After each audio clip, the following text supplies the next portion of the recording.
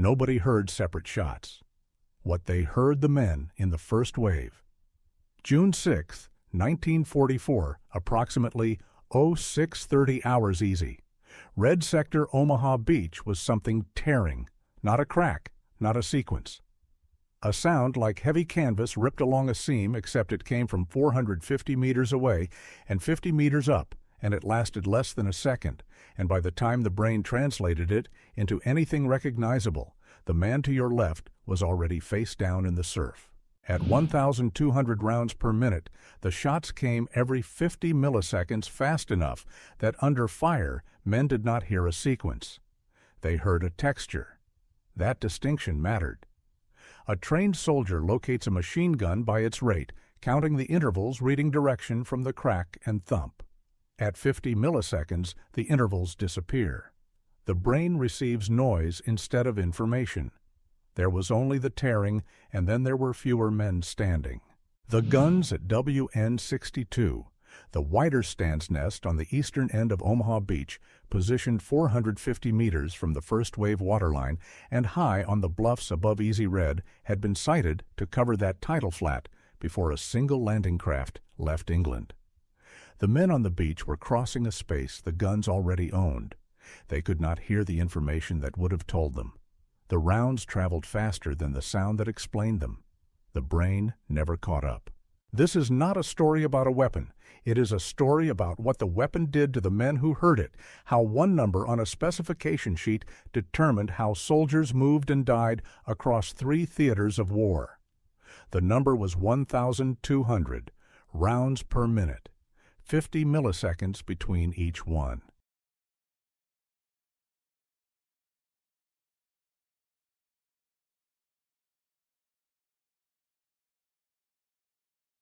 This is what they heard.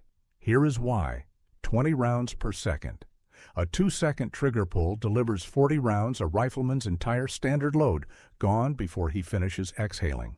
A 50-round belt in 2.5 seconds. 3 belts without pause, 150 rounds in under 8 seconds, roughly the time it takes a man to sprint from one hedgerow to the next. The math is not incidental. It is the argument. A standard machine gun, the American M1919 Browning, the British Bren, fired between 400 and 600 rounds per minute. At those rates, the ear receives individual reports. There is space between them. Enough space under fire for the brain to begin its work, the crack and thump calculation that locates a weapon by the difference between the shock wave of a passing round and the report from the muzzle. Enough space to count, to estimate, to call a bearing to the man beside you. Trained soldiers could work with those sounds. The sounds were information. At 1,200 rounds per minute, the intervals collapse.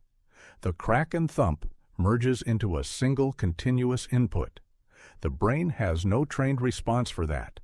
It has responses for threats that arrive one at a time. The MG-42 did not arrive one at a time. The accounts are consistent across training level and combat experience. U.S. replacements hearing the weapon for the first time described the same response as veterans with months under fire, immediate cover seeking, regardless of cover quality. Men threw themselves behind objects that offered no real protection because the instinct to get small overrode the calculation of whether getting small would help. The reaction came before the thought.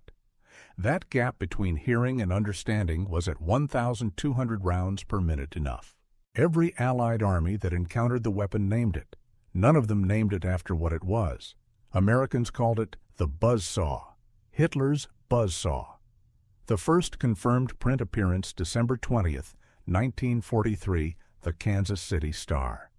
British soldiers called it the Calico Terror, or Spandau, a misnomer borrowed from the wrong manufacturer, but accurate enough in spirit. Soviet soldiers called it the Linoleum Ripper. Brazilians fighting in Italy named it Lourdinha, Little Loud One. Canadian Private Stanley Skislowski Perth Regiment put it plainly. Brens could only push out a maximum 540 rounds per minute, while the MG-42 could spit out 1,200. The Jerry machine gun was a weapon to be feared. Not one of those names describes what the gun is. Everyone describes what it sounds like. That is not coincidence. That is men naming the thing that hit them first before they could identify a position or locate a barrel before the brain had finished processing whether they were under fire at all. The U.S. Army understood this. Understood it well enough that sometime in 1943 it produced a training film for infantry replacements about to meet the weapon. War Department Film Bulletin number 181. Automatic Weapons, American versus German. Its closing line, "Their bark is worse than their bite." The film was shown to replacements heading into Normandy. What those replacements found when they heard the weapon did not match what the film described. That is a later part of this story. The prior question is simpler and stranger. Where did the sound come from? Not from a weapons factory, not from an armory with generations of gunsmiths on its payroll. From a lamp company in Saxony. February 1937. The Wehrmacht announces a design competition for a new general-purpose machine gun. 3 firms are invited. Rheinmetall Borsig, AG of Sömmerda, an established arms manufacturer, decades of military contracts, machined receivers, skilled armorers. Stubgen, AG of Erfurt, a sewing machine company. Grossfuss, AG of Döbeln, a manufacturer of lanterns and pressed sheet metal household hardware. The specification had been written to favor the last 2, not the first. The Wehrmacht did not want a gun built the way guns had always been built, machined from steel forgings, fitted by specialists dependent on precision tooling at every stage. It wanted a weapon that could be produced using civilian sheet metal stamping equipment, the presses that shaped lamp housings, the welding rigs that assembled kitchen fittings, the unskilled labor force that ran civilian factories. Rheinmetall knew how to build guns. In this competition, that was nearly a disadvantage. Grossfuss won. Its lead engineer, Doctor of Engineering Werner Gruner, held a doctorate from TU Dresden in chipless sheet metal, forming the discipline of pressing and folding metal into complex shapes without cutting material away, working with what the stamping die produces rather than machining down from a solid blank. He had no weapons experience. The Wehrmacht sent him to a 6-week Army machine gun course. Then they sent him back to Döbeln and waited. He approached the problem as a production engineering problem. The result, a weapon that used 27.5 kilograms of raw material, where the MG-34 required 49. That took 75 man-hours to build, where the MG-34 took 150. That cost 250 Reichsmarks, where the MG-34 cost 327. A 50% reduction in labor. A weapon that factories producing lanterns the previous year could manufacture without rebuilding their floor. The acoustics were a byproduct of the engineering. The mechanism that produced the rate, a short recoil roller-locked bolt. When the weapon fires the barrel and bolt recoil together briefly. 2 rollers lock the bolt into recesses in the receiver walls during that cycle, then cam inward to unlock as the barrel returns. The bolt ejects the spent case strips the next round from the belt chambers Faster than any competing mechanism of equivalent caliber, the roller lock cycled with minimal travel, and the reciprocating parts were light. The rate was not a design target. It was what the mechanism produced. Nobody slowed it down because the specification had not required it. What the rate produced beyond acoustics was heat. After approximately 150 rounds of rapid fire, the barrel expanded past the point where rounds seated correctly. Left unreplaced, it failed. The gun stopped. The solution was built in. The barrel could be changed without tools. Release the breech and swing the barrel out through the ejection slot. Withdraw rearward. Replacement in. Gun resumes. A trained crew member in complete darkness, 3 to 7 seconds. The hot barrel went into a stamped carrier, the Laufschütze 42, clipped to the loader's kit. 2 to 6 spare barrels, depending on roll. The weapon that produced the sound also contained built-in the mechanism for its own continuous operation.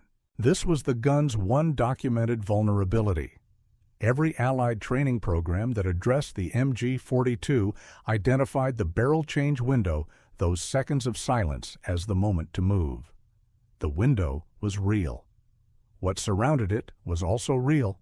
The secondary weapons each crew member carried, the alternate positions prepared in advance. The fact that a trained loader in combat does not pause to announce himself. The window existed. What a soldier found on the other side of it depended on what had happened in the seconds before he started running. Sustaining the weapon at its designed rate required men. 6 by doctrine, an NCO gunner a loader, and 4 more carrying ammunition spare barrels, and the Lafette 42 tripod, a precision mounting 45 to 50 pounds that allowed the weapon to deliver plunging fire at ranges up to 3,500 meters. A standard German infantry company in 1944 carried 15 MG-42s. Between 30 and 50 men, roughly a third of the company existed to crew and supply those 15 guns. A comparable U.S. infantry company carried 2 light machine guns. The Wehrmacht had structured its squad around the gun. Riflemen existed to protect the machine gunner's position and carry his ammunition forward. The gun was the unit's primary weapon. Everything else was its logistics. The weapon entered service in early 1942. First combat deployment, the Deutsches Afrika Korps. May 1942 at the Battle of Gazala in North Africa. Production that year, 17,915 units. By the end of 1942, it was present on every German front, the desert the Eastern Front, and the beginnings of what would become the Atlantic Wall. By June 6, 1944, it had been heard by every major Allied army on every major front. This is what those hearings cost. The first hearing was in the desert. May 1942, the Battle of Gazala, North Africa. The Deutsches Afrika Korps fielding the MG-42 in combat for the first time against the British 8th Army on open ground flat terrain, minimal obstruction sound, traveling without the interference of hedgerows or rubble or mountain stone. The accounts from units on both sides describe the same experience, a weapon that sounded like no machine gun they had trained against. Not louder, different in kind. Faster than the brain expected, faster than the ear could parse into sequence. The 8th Army had heard the MG-34. The MG-34 was a known quantity. This was not. In the desert, the acoustic problem was orientation. Open terrain offered no echoes, no reverberation, no secondary sound to confuse the source. The MG-42 fired faster than any gun the men had heard, but in flat terrain, a soldier could still locate it. The gun was where it was the ground between you and it was open, and the muzzle flash was visible at range. Gazala was a shock. What came later was a different kind of problem. By the end of 1942, the weapon was on every German front. On the Eastern Front, the Soviet Army encountered it in volume. Soviet platoon attack doctrine, which had relied on mass and forward momentum without coordinated covering fire, was under pressure from multiple sources on the Eastern Front simultaneously. What the Soviet records show is that those attacks failed with a consistency that political officers could not officially acknowledge, and that the men sent forward stopped going forward. That is the Eastern Front's single entry in this story. The POV is Allied. What matters here is what the weapon did when Allied armies met it at its worst, not in the open desert, but in terrain that had been built over centuries to hide exactly what the MG-42 needed to hide. June 6, 1944. Approximately 0630 hours. Easy Red Sector, Omaha Beach. WN-62. Whiter Stands Nest 62 sat on the eastern end of Omaha Beach, where the bluffs above Easy Red reached their highest point between 30 and 50 meters above the waterline. From that elevation, the position commanded a lateral field of fire across the full width of the tidal flat below enfilading fire running parallel to the beach face rather than perpendicular to it, covering 300 to 500 meters of open sand with no cover of any kind at low tide. The first wave landing craft touched down approximately 450 meters from the base of the bluffs. WN-62 held multiple machine guns mortars and a POC-38 anti-tank gun. At least one of the machine guns was an MG-42. In a foxhole on the position's eastern edge was a 20-year-old German soldier named Heinrich Severloh. According to his post-war memoir, he fired approximately 12,000 rounds during the battle, a figure that historians have questioned but not been able to independently verify or refute. His weapon is also disputed. His memoir states an MG-42. A post-war site survey of WN-62 attributes an MG-34 to his position. The position contained both weapons. What the men crossing the 450 meters below him encountered is not in dispute. What those men heard was not gunfire in the conventional sense. The guns above them were firing laterally, sweeping left to right across the beach face, not straight down at the approaching craft. The sound reached the men in the water as a continuous tearing that seemed to come from everywhere and nowhere simultaneously, because its source was 50 meters up and 450 meters back, and the brain's directional processing, already overwhelmed by the rate, could not resolve a position from a sound that did not behave like a weapon. Men went down without knowing why. Men beside them could not identify what had happened fast enough to change their own movement. The open sand offered no cover and no information. At 06:30, the tide was still coming in, narrowing the flat, compressing the men into a smaller killing ground with every minute. Company E, 16th Infantry Regiment, 1st Infantry Division, came in on easy red directly below WN-62. Their landing craft ramp dropped in chest-deep water 100 meters from shore. Men stepped off and walked forward equipment, weighing 60 to 70 pounds rifles, held overhead the beach 100 meters away, across open surf with no cover and no defilade. The men behind them had less beach to reach. The men in front of them had no place to go. By the time the survivors reached the shingle at the base of the bluff, company officers were gone or separated. The unit was no longer functioning as a unit, and men were lying still, not because they had been ordered to, but because movement drew fire and stillness sometimes did not. The 1st Infantry Division lost 1,190 men on June 6th. The 29th Division lost 743. Total American casualties at Omaha Beach on D-Day, approximately 2,400. No primary source disaggregates that figure by weapon. The MG-42 left no statistical signature in the casualty reports. Only bodies. At approximately 08:25 hours, Company G, 16th Infantry Regiment approached WN-62 from the right flank, not across the beach, but working up the bluff through a draw in the cliff face. Technical Sergeant Philip Strechik led the assault. By 10:12 hours, a German signals message confirmed that only one machine gun was still firing from WN-62. It was Severloh's. He had run out of MG ammunition and switched to tracer rounds visible to a U.S. destroyer offshore, which located the position by the tracers and brought its guns to bear. Severloh escaped the position with his radio operator. They were the only two from WN-62 who did. He would not speak publicly about Easy Red for 56 years. The training film had promised that the bark was worse than the bite. On Easy Red, the bark had killed the man to your left before you identified its source.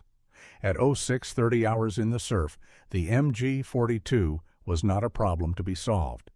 It was a noise that arrived before the thought. Omaha Beach was open ground. The sound source, however obscured by elevation and lateral fire, was a fixed position on a known bluff. Allied units could and eventually did locate and breach it. Normandy was different. Normandy was designed to hide everything. The hedgerow country of western Normandy, the bocage is what happens when centuries of farmers clear fieldstone from their land and stack it into earthen mounds, then plant those mounds with roots and vines and bramble, and leave them to grow for generations. By June 1944, those mounds were walls, 3 to 15 feet high, 1 to 4 feet thick, solid as small cliffs, impassable to tanks without modification, invisible through.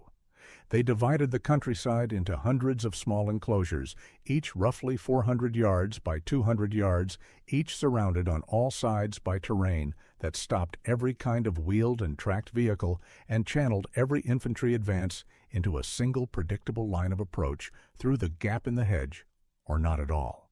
The Germans had occupied Normandy since 1940. They had 4 years to measure the fields.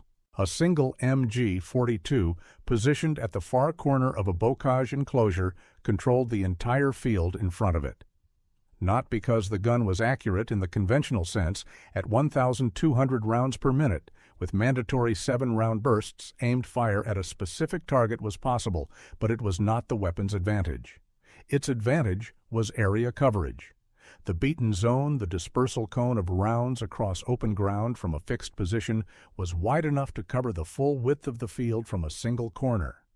A squad crossing that field had, from the moment of first exposure to the moment rounds, arrived only seconds. Estimates from after-action accounts suggest somewhere between 3 and 5. That is roughly 20 yards at a sprint. It is not enough time to locate the gun or communicate a position to the man beside you. It is barely enough time to go to ground if the decision to go to ground was made immediately without processing the instant the sound began. Those seconds were the budget. The tearing sound was the clock. On the evening of June 6, 1944, the bodies not yet cold on easy red, 2 German soldiers spotted Company C, 26th Infantry Regiment 1st Division, resting in a hedgerow field near Colleville-sur-Mer. The 2 Germans positioned themselves at opposite corners of the enclosure. They opened fire. In some accounts, several Americans were killed, and the unit suffered significant casualties before the field could be cleared. A small German team with a machine gun and the geometry of a French farm field that had not changed since the 13th century had stopped a much larger force in its first hour of the campaign. This was the bocage in its first operational hour after D-Day. Before an organized defensive line, before prepared positions and coordinated fields of fire. 2 men and the terrain that had been waiting for them since 1940.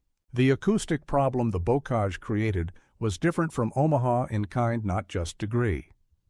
On the beach, the sound came from a known direction up and behind from the bluffs, and the problem was rate, not location.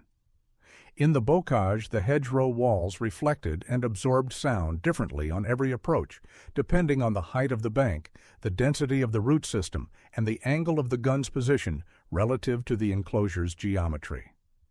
A gun firing from the far left corner of a field produced echoes that suggested it was firing from the far right corner or from the hedgerow directly ahead. Men assigned to identify and suppress a position were working with acoustic information that the terrain had already corrupted before it reached them. The rate made individual shots indistinguishable. The hedgerows made the source unlocatable. The 2 problems compounded each other. Omar Bradley called it the damnedest country I've seen. By June 13, 1944, 1 week after D-Day, his entire First Army had slowed to near stasis. The 1st Infantry Division was locked at Caumont-le-Repas in a stalemate that would hold for 30 days. Not because the men refused to advance, because 2 men and a machine gun at the far corner of a field could hold 200 yards of ground indefinitely against infantry without armor support. The U.S. Army's standard solution was fire and movement, 1 element suppresses 1 advances under cover. The doctrine worked against weapons that fired 400 to 600 rounds per minute because at those rates, suppression was achievable enough incoming fire to keep a gunner's head down, enough to make aimed fire impossible. Against the MG-42, the math was different. A single gunner could fire a 7-round burst drop below the hedgerow bank, reappear 2 meters later, Ali at a prepared alternate position fire again, and generate more outgoing volume in 4 seconds than a squad could return in 15. The gun moved between pre-dug emplacements, 3 per position by doctrine, shifting the sound, shifting the corner. It came from giving the suppressing element nothing fixed to suppress. Each time the sound moved, the soldiers targeting it were already behind. Nothing to aim at, nothing to put down. The men on the ground understood this faster than the training manuals acknowledged it. Their practical solution, the one that kept men alive, was to go to ground immediately upon hearing the sound and wait. Wait for tank support, wait for artillery to range in, wait for the barrel change which the training films said would come every 150 rounds and last 6 to 8 seconds. Going to ground was not a failure of aggression. In a field where the beaten zone covered all available terrain, movement in any direction was more dangerous than stillness. The sound told you to stop. The men who listened and stopped first were often the men who lived. By July 1944, U.S. rifle companies that had landed on June 6th at 150 to 180 men were going into attacks at 60. The men who remained moved through sunken farm lanes, ancient tracks cut below field grade essentially in drainage ditches because the open fields were not survivable on foot without armor. The lanes were narrow, the hedgerows on either side were impassable, and a single gun positioned at a crossroad controlled everything that moved toward it. The terrain had been farmed the same way for 700 years. It had never been designed as a defensive system. It functioned as one perfectly. Phase 2, 116th Infantry Regiment, 29th Division, July 11, 1944, the start of the drive toward St. Lo. The objective Martinville Ridge east of the city, which controlled the high ground above the approaches to Highway 172. Rifle companies at 60% strength or below attacking across fields that had already cost them half their men since D-Day. Captain Charles Cawthon, executive officer of the 2nd Battalion. The attacking riflemen visibly shrunk in numbers, crouched behind the farthermost hedgerow, while volumes of artillery, mortar tank, and machine gun fire flailed the fields beyond. The assault on Martinville itself came on July 16, 1944. 3rd Battalion. The after-action report records Phase 2 casualties for July 11th through 19th 87, killed 9 officers, 78 enlisted men, 648 wounded, 113 missing, 848 men, 1 regiment, 8 days. Private John Robertson Company. F-116th Infantry wrote afterward, "My squad, as far as I remember, was really butchered up. Some of us were blown forward, some backward. I felt my leg and my hand went all the way to the bone. It was blood that I was slopping in." By July 19, 1944, when the battle for St. Lo ended, the American First Army had paid more than 15,000 casualties to clear enough of the bocage to begin the offensive that would eventually break out of Normandy. 6 weeks. Hundreds of fields. The same problem in each one, a sound from a corner, 4 seconds. No observation, no suppression, that worked. What broke the bocage was not a tactical solution to the sound. It was engineering. A U.S. Army sergeant named Curtis Cullen in late July 1944 had steel blades welded to the front of Sherman tanks, fabricated from the steel obstacles the Germans had placed on the beaches. The device, called the Rhino, allowed tanks to punch directly through the root and earth base of a hedgerow bank rather than attempting to crest over it. When a tank crested a bocage wall, its belly was exposed and its gun was aimed at the sky. When it drove through, it arrived on the other side in a fighting posture. The MG-42 position that controlled the field from the far corner could not control the field when the wall it was anchored behind ceased to be an obstacle. The positions were not suppressed, they were bypassed. The gun that owned the fields stopped owning them when the fields stopped being enclosed.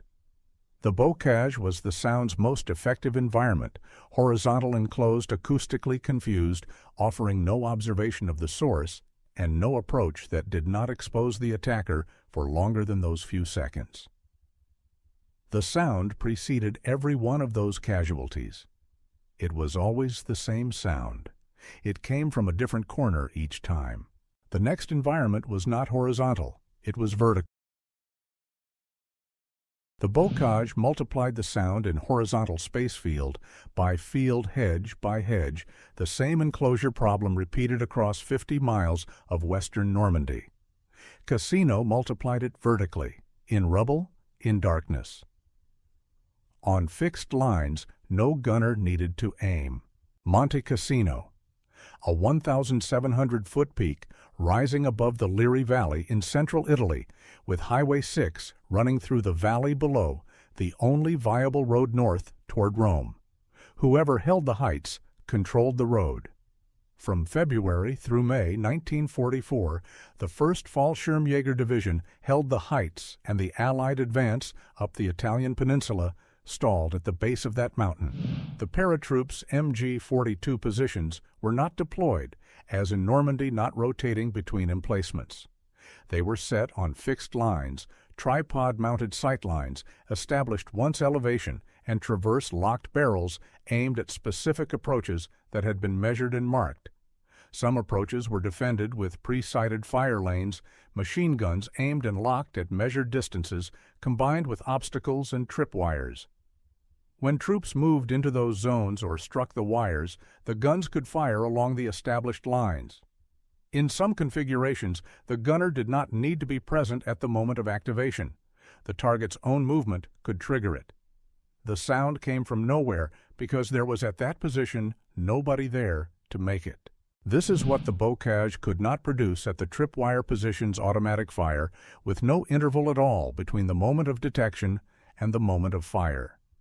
In the hedgerows, a soldier had seconds from exposure to impact seconds that were not enough to act, but were at least a known quantity. On the Cassino approach in darkness, at a wired position, the interval was the time it took a tripwire to transmit the pull of a boot to a sear mechanism. Less than a second. No calculation possible. The Allies bombed the mountain twice and made the problem worse twice. February 15, 1944, 229 Allied bombers dropped more than 600 tons on the Monte Cassino Abbey on the summit. The 1st Parachute Division moved into the rubble. The bombing had demolished walls that had blocked certain sight lines and created elevated platforms, broken stone, and collapsed masonry that offered better fields of fire than the intact structure had provided. The defenders rebuilt their positions in the new rubble and waited. March 15th, 775 bombers, 1,250 tons on Cassino Town below the Abbey. The paratroopers rebuilt again in the new rubble. The Allies had bombed the position twice and strengthened it twice. Operation Diadem, May 11, 1944. The 1st Royal Fusiliers approaching the Rapido River, 30 to 50 feet wide, steep banks, current swift enough to sweep a laden man off his feet. Troops crossed chest-deep in darkness. The after-action accounts are consistent. Many did not reach the far bank. Some troops struck tripwires in the approach and activated machine guns firing on fixed lines. The sound came before the muzzle flash, before the wire was visible, before anyone knew it was there. General Władysław Anders commanding the Polish Second Corps. On the same night was given the report afterward 800 German paratroopers had repulsed attacks from multiple Polish battalions across the heights. He was not simply distraught at the tactical failure. He was distraught that 800 men had stopped them, that the ratio of force required to hold that ground was so far removed from anything conventional military arithmetic would predict. The mountain, the rubble, the fixed lines, and the gun had made 800 men into a force that could not be shifted by multiples of their number. The British 8th Army and U.S. 5th Army together suffered more than 40,000 casualties in the 4th Battle of Monte Cassino alone.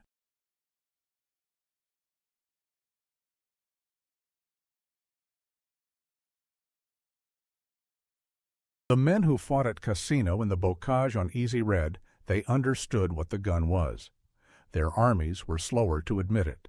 Sometime in 1943, the U.S. Army produced War Department Film Bulletin number 181, Automatic Weapons, American versus German.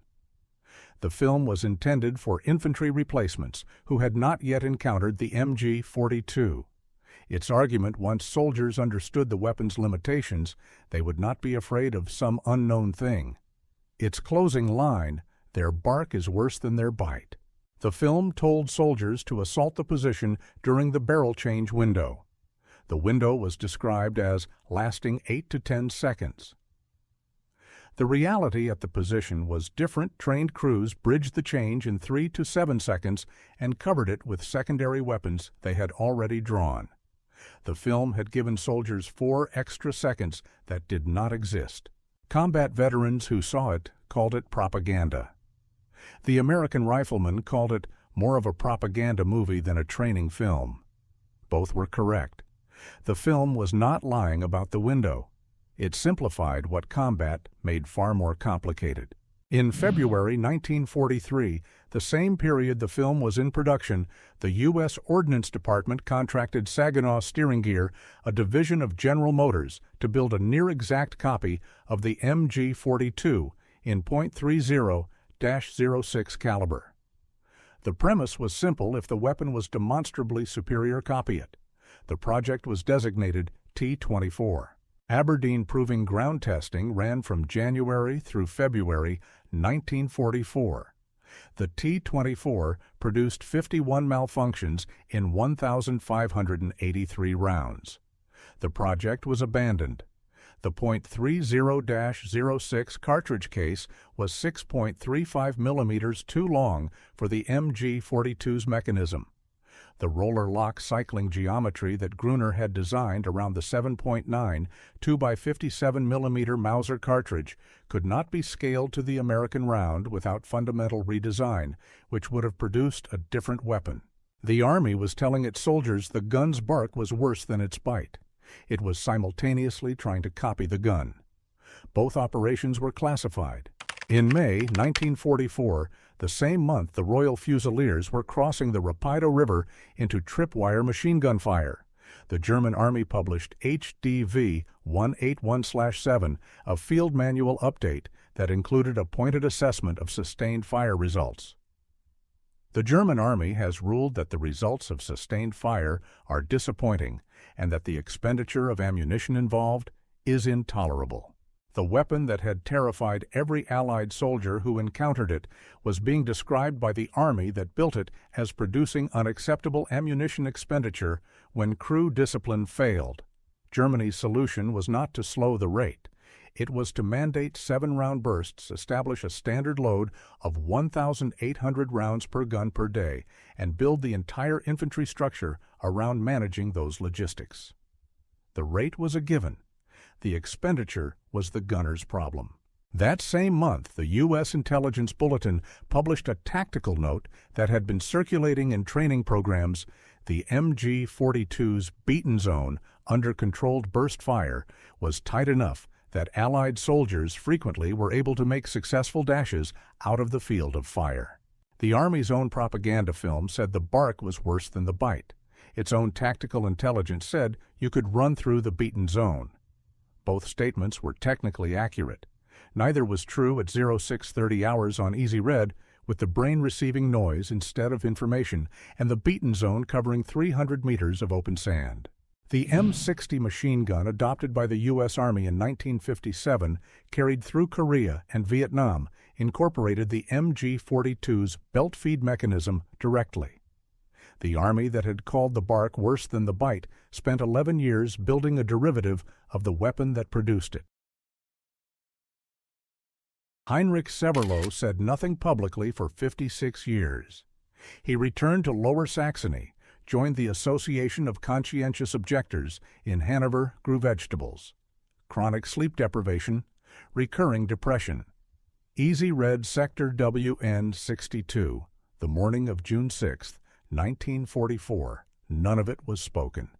The thing that haunted him was not the machine gun. It was a single K-98 rifle shot. An American soldier carrying a flamethrower had approached WN-62 in the afternoon of June 6th. Severlo took the shot. I relived it many times in dreams after the war. The machine gun, the 12,000 rounds, the tearing sound that preceded all of them, he processed as distance, duty, noise at a rate too fast to attach to individual faces.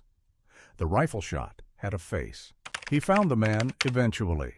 David Silva, an American chaplain, hit 3 times by tracer rounds on Easy Red. They tracked each other through Cornelius Ryan's research for The Longest Day. They met. They were filmed together in 2004 in a documentary called Mortal Enemies of Omaha Beach. Severlo in 2004. I do not know how many men I shot. It was awful. Thinking about it makes me want to throw up. The sound was too fast, too continuous, too removed from anything the brain processed as individual act. What made him want to throw up was the silence after. In 1958, Rheinmetall, the established arms manufacturer that had lost the 1937 competition to a lamp company, was contracted by the West German Bundeswehr to produce a rechambered version of the MG-42. They had a problem. The original technical drawings were in Soviet hands, taken at the end of the war and distributed to Czechoslovakia and Yugoslavia. The Dobeln factory, where Gruner had built the first prototype in 1938, was in the Soviet occupation zone. Rheinmetall obtained a specimen from an American museum. They disassembled it. They drew it from scratch. The weapon that had never existed in Rheinmetall's hands, the competition they had lost to a lantern manufacturer, was reconstructed from a single physical example. The drawings that had produced 423,600 guns between 1942 and 1945 were gone. What remained was the gun. The gun was enough. The weapon is designated MG3. It is in service today in more than 40 nations. The family resemblance in sound remained unmistakable, even as later variants offered different rates of fire depending on bolt weight. Werner Gruner died June 29, 1995, aged 91. He served as rector of TU Dresden from 1958 to 1961 and received the GDR National Prize for his contributions to engineering. After the war, he was far better known as an engineer and academic than as a public commentator on the MG-42. The men in the water on Easy Red, in the sunken lanes near Martinville Ridge, in the boats crossing the Rapido River, they never stopped speaking about it. Not in words. In the sleep they didn't get. In the fields they could not walk across without their bodies knowing something was wrong. In the sound that arrived before the thought and departed without explanation. Nobody heard separate shots.